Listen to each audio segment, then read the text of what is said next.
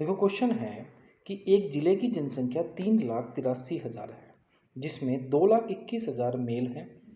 58% जो टोटल जनसंख्या पढ़ी लिखी है, जिसमें से 58% पुरुष जो हैं साक्षर हैं। तो देखो, अगर मैं बात करूं मेल की, तो मेल कितने पढ़े लिखे हैं? 58% लोग जो हैं पढ़े लिखे हैं। और फीमेल का हमें बताना है कि फीमेल जो हैं वो कितनी प्रतिशत पढ़ी लिखी होंगी। एलिगेशन से करेंगे। टोटल पॉपुलेशन कितनी पढ़ी लिखी है? 58% है। अब आप खुद सोचो कि अगर टोटल पॉपुलेशन 58% है, ठीक है, सब दोनों का एवरेज जो है 58% है, मेल 58% है, तो भैया फीमेल भी कितनी होगी? 58% ही होगी। और इसी क्वेश्चन का हमारा ये आंसर होगा। क्वेश्चन है कि एक जिले की जनसंख्या 3,84,000 है, जिसमें 1,92,000 पुरुष हैं और 69% जो जनसंख्या है वो पढ़ी लिखी है, ठीक है, और इसमें से 53% लोग साक्षर हैं, ठीक है। तो इसने पूछा महिलाओं का साक्षर कितना होगा। तो इस क्वेश्चन को हम एलिगेशन से करेंगे।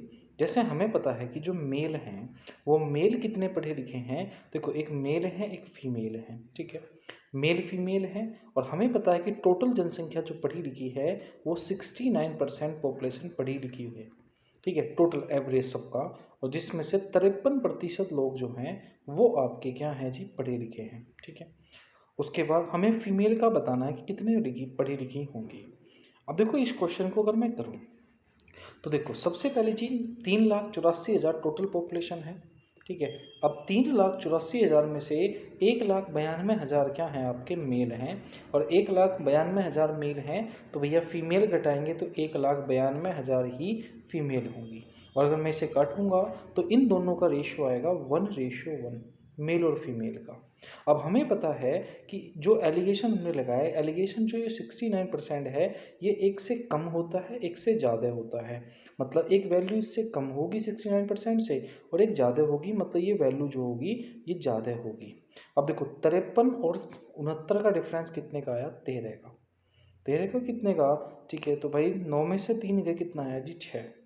6 आया, ठीक है। 16 का डिफरेंस आया। अब जब 16 का डिफरेंस इधर है तो इधर भी कितने का होगा? 16 का, क्योंकि 1 यूनिट की वैल्यू 16 है तो इधर भी 1 यूनिट की वैल्यू कितनी होगी? 16 है। तो कुछ नहीं करना, 69 प्लस आपका 16 कितना हो जाएगा? 9 6 15, 85%। तो भैया फीमेल कितनी हो जाएंगी आपकी? 85% आपकी होने वाली हैं।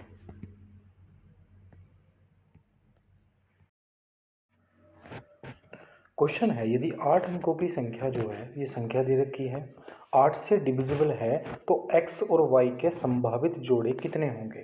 तो देखो, 8 से वो संख्या विभाजित होती है, वो डिविजिबल होती है जिसके लास्ट के 3 अंक होते हैं। तो मैंने लास्ट के 3 अंक छाटे, तो लास्ट के 3 अंक हैं जी आपका xy, ठीक है। और मुझे इससे जो है 8 से भाग देनी है, तो ऐसे कितने पॉसिबल पेयर आपके होंगे, ठीक। अब देखो, सब सिंपल सी बात है। आप सबसे पहले सबसे छोटी संख्या रखो, तो आप सबसे पहले 0 0 रखोगे दोनों तरफ, ठीक है। तो आप 0 0 रखोगे, तो जब 0 0 रखोगे तो आप देखोगे कि जब मैंने आप यहाँ भी 0 रखा, यहाँ भी 0 रखा, तो सिंपल सी बात आपको ध्यान में आई कि भैया 0 0 रखे, ये हो जाएगा आपका 8 7 56, 8 5 40, 0 0 पॉसिबल है, ठीक है। और जब 0 0 पॉसिबल हो गया, 8 से विभाज्य है, तो भैया हर संख्या में तुम एक काम करो, 8 ऐड करते चले जाओ, तो 0 के बाद 0 8 आएगा, फिर 0 16 आएगा, ठीक है, मतलब 16 आएगा, ठीक है, लास्ट में एक्स वाई की वैल्यू।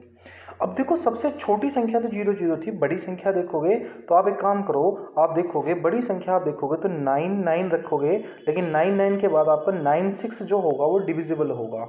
मतलब सबसे बड़ी संख्या जब आप देखते चले जाओगे तो आपको दिखाई देगी कि 9 6 सबसे बड़ी संख्या है, ठीक है। तो 9 6 सबसे बड़ी संख्या है।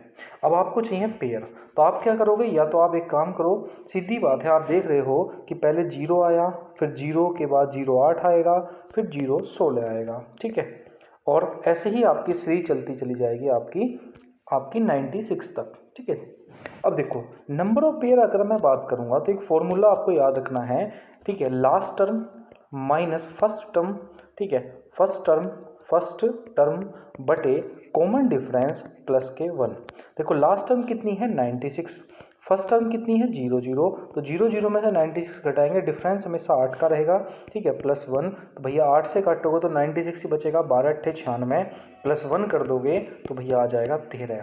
तो आपका आंसर निकल के आ जाएगा 13।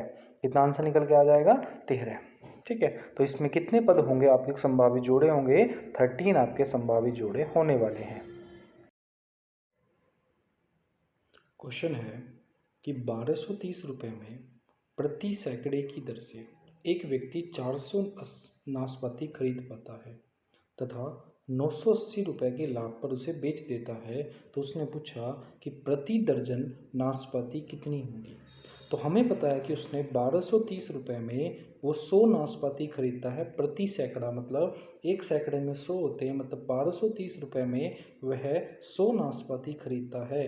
तो 400 नाशपाती उससे मतलब 4 गुना नाशपाती कितने की पड़ी होंगी, तो भैया उसे पड़ी होंगी आपकी 12 चौक 48 4920 रुपये की उसे नाशपाती पड़ी होंगी, ठीक है। और इसने इन नाशपातियों को किस रेट में बेच दिया, तो इसने आपका बेचा 980 रुपये के लाभ पर। तो इसे जो नाशपाती पड़ गई वो पड़ गई जी 8 और 2 10, 9 9 18 1 19, 6900 रुपये की पड़ गई। तो एक नाशपाती 400 नाशपाती इतने में बेचनी है 6900 रुपये में, तो एक नाशपाती का रेट निकलेगा। फिर हमें कितनी नाशपाती बेचनी है, एक दर्जन का रेट निकालना है। तो देखो 4 से आप काट दोगे, 4 तिया 12, ठीक है, फिर इसकी गुणा कर दोगे, 9 तिया 27, 5 तिया 15 और 2 17, मतलब 177 नाशपाती आपको बेचनी होगी एक दर्जन। एक दर्जन नाशपाती कितने की होंगी, 177 रुपये की। क्वेश्चन है कि 1240 रुपये प्रति सैकड़े की दर से 400 अमरूद खरीदे गए, ठीक है, और 940 रुपये प्रति दर्जन के हिसाब से उस पर लाभ पर बेचा गया। तो इसने हमसे पूछा कि प्रति दर्जन जो है इसका कितना रेट आएगा। अभी वो तो इसने क्या बोला, इसने बोला कि 1240 रुपये में उसने सैकड़े की दर से 400 अमरूद खरीदे हैं, मतलब 1240 रुपये में उसने 100 अमरूद खरीदे, ठीक है, क्योंकि सैकड़ा बोला है, सैकड़ा बोला है सैकड़े की दर से। तो बताओ 400 अमरूद कितने होंगे, तो इसका 100 का 4 गुना है।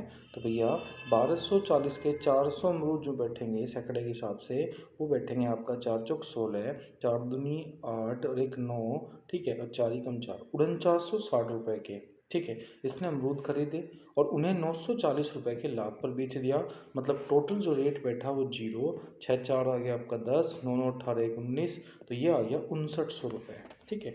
कितना आ गया 5900 रुपये। अब हुआ ये कि इसे 400 अमरूद बेचने हैं, तो एक अमरूद का सेलिंग प्राइस आ जाएगा, और लेकिन उसे जो है दर्जन में बेचना है, तो एक दर्जन में होते हैं 12। 0 से 0 कट गया, 4 से कट गया 3 बार, 9 तिया 27 हो गया, 5 तिया 15 2 17, तो 177 आपका आंसर आ गया।